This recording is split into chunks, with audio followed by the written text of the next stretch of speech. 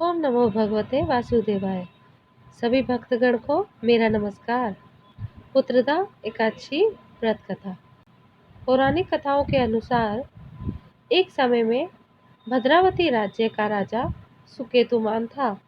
उसका विवाह शैव्या नाम की राजकुमारी से हुआ था।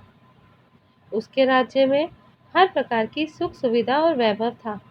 उसकी प्रजा भी खुश थी। विवाह के काफी समय व्यतीत हो जाने के बाद भी सुकेतुमान की कोई संतान नहीं हुई। इस वजह से पति और पत्नी काफी दुखी और चिंतित रहते थे। राजा सुकेतुमान को इस बात की चिंता थी कि उनका पुत्र नहीं है, तो फिर उनका पिंडदान कौन करेगा। इन सब से राजा का मन इतना व्यथित हो गया कि वह खुद के ही प्राण लेने की सोचने लगा। हालांकि उसने ऐसा कदम नहीं उठाया।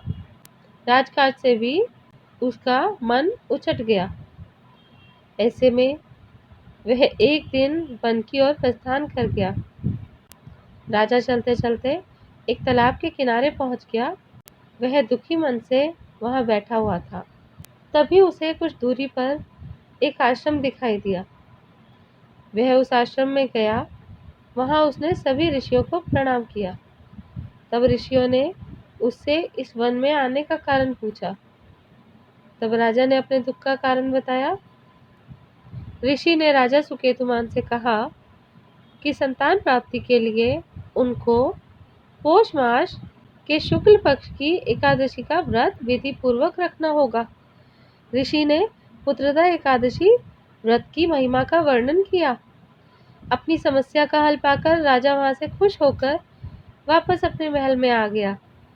फिर पुत्रदा एकादशी का व्रत आने पर राजा और पत्नी ने व्रत रखा और विधि पूर्वक भगवान विष्णु की पूजा की। पुत्रदा एकादशी के व्रत नियमों का पालन किया। इसके फलस्वरूप रानी गर्भवती हो गई और फिर राजा को एक पुत्र प्राप्त हुआ। इस प्रकार से जो पुत्रदा एकादशी का व्रत रखता है उसे पुत्र की प्राप्ति होती है।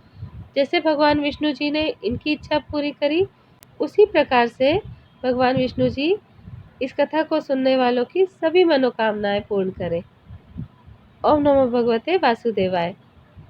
आप सभी को मेरा नमस्कार। जय श्री कृष्ण।